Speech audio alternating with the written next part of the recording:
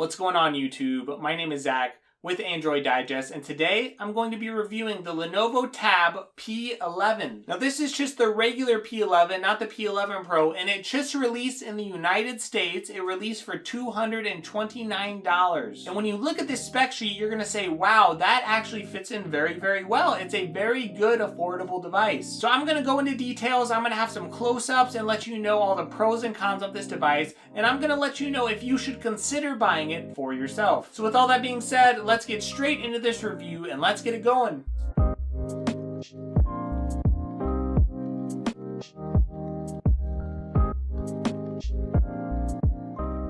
So the Tab P11, maybe you haven't heard about this tablet, maybe you haven't heard much in the US, but this is a really unique tablet that fits in at this price point. So this retails at $230, and it's very similar to the Samsung Galaxy Tab A7. They both have the same processor, the Snapdragon 662. They both have the same resolution in the screen, 2000 by 1200. They also both have dual speakers on both sides of the device. Neither device has a fingerprint sensor, so there's not very much different between the Tab A7 and this P11. And when we look at the design, you're going to notice that this is made of aluminum as well. You're going to see, again, two speakers here and your power button. Now you are going to see a keyboard connector here, so you could connect to a Lenovo keyboard. That's a bonus. You're going to see here on the other side two speakers and your USB-C port. And right up here, you're going to see an SD card slot and you're up and down on your volume. Now on the front of the screen, you are going to notice that when you do have the device in landscape mode, you have the front-facing camera up top. That's very similar, again, to the Galaxy Tab A7. And in my opinion, when I think of that Samsung tablet, I really think about how it was such a big upgrade from last year, and it really came into the space at $229, and that seemed like a great price and a great bargain. Well, Lenovo is coming in at this price point, and they're bringing a few extra things. So for one, they're bringing a display that has a little bit more brightness. So this display, it gets up to about 400 nits of brightness. Now the Galaxy Tab A7, it only has about 329 nits. So this screen, it looks absolutely great. And I really noticed it as far as the colors. They were very vibrant and good. Everything looked crisp and clear. So when I was watching videos, everything did continue to look good. I didn't have any issues at all with the display. And then to see this type of brightness as well in a budget device, that is absolutely excellent. So if you're on that $150 to $200 price range, you might just want to bump up and get something like this, especially if you want a great display. Now moving on to performance, you're going to see excellent benchmarks on this. Again, this benchmarks very similarly to the Galaxy Tab S6 Lite, so it's very, very fast and speedy. Now no, it's not going to be a Snapdragon 888 or an 865 or anything like that, so it's not going to compete with those higher end models. This is a budget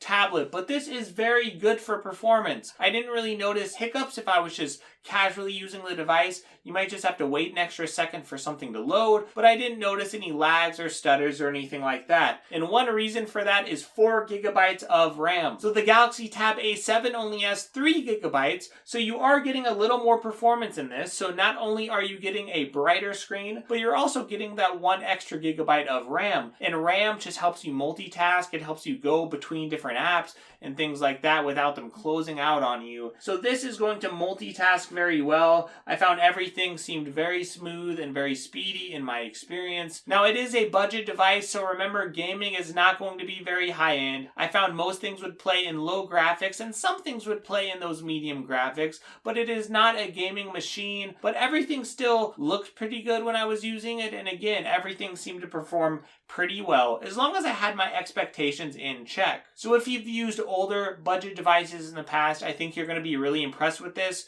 Now, if you're used to the highest end models out there, the highest end phones and everything like that, keep your expectations in check. And just remember, this is a device that's good for casual use, for casual reading, for casual browsing, and for watching some videos and playing some light games. It's not meant for the heavy duty users. And if you want that, get the Tab S7. But this device, it performs great and it has a good battery life as well. This has a 7,700 milliamp battery. That's even better than a lot of devices out there. It's even better than the Tab S5e or the Tab S6, for example. So this has a phenomenal battery life. It is very, very good, and it is better than the Tab A7 as well. So I know you notice I'm doing a lot of comparisons in this review. I'm doing a lot of comparisons to what's out there. And in this review, I'm really trying trying to get you to see something. This device, compared to other tablets around the same price range, it does give you a much better battery. It also gives you more screen brightness. It gives you a little better performance because it does have more RAM. You could also buy an optional keyboard that's going to attach to the bottom, which a lot of budget tablets do not do. So when you consider all of these things, when you consider that this benchmarks right along with the Tab S6 Lite, and when you consider the price point that it's only $229, and I'm sure there's going to be sales off and on that you're going to see on this device, you have to think, what are the cons? Why shouldn't I buy this device? And one reason I will give you is software updates. Lenovo has been notoriously bad with software updates over their years, and normally they only give one software update to their devices. So this device, it released on Android 10, which is pretty outdated by now already, so I really only expect it to get Android 11. Now I expect them to keep up with some security updates off and on over the years, but I don't think they're going to do quite as good as Samsung. On their very budget devices like the Tab A7, Samsung normally does at least 1 to 2 updates. Now when you're in that budget price range, that really shouldn't matter all that much, especially since you don't see a ton of software support on Samsung's lower end budget tablets anyway. Now the other thing, this doesn't have a fingerprint sensor. Maybe that's one other thing to bother you, but other than that, I think this device is absolutely great for this price point. I don't have a lot of qualms about it at all, and a lot of dumb tech reviewers out there will probably complain, oh, the screen isn't 4K or something. Like, who cares? These people, they think about $650 devices all day, or $800 or $1,000 devices. They don't think about the average consumer and what they want. In reality, if you want a tablet and you want something for reading on the couch, you want something for light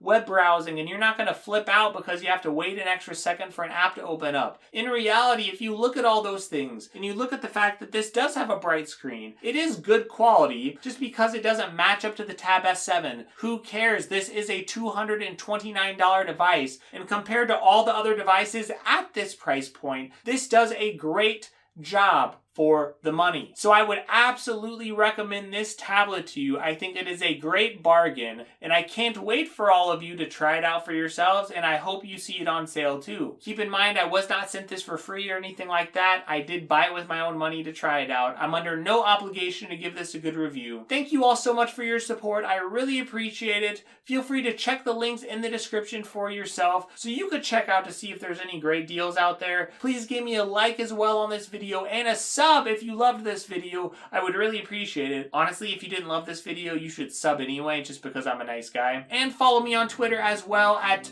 twitter.com/digestandroid. I would appreciate that because I really do need quality Twitter followers, people who actually care about tech news and tech deals, and I post a lot of tech deals on there as I see them. So please have a great day and enjoy your week in all of these crazy, crazy times.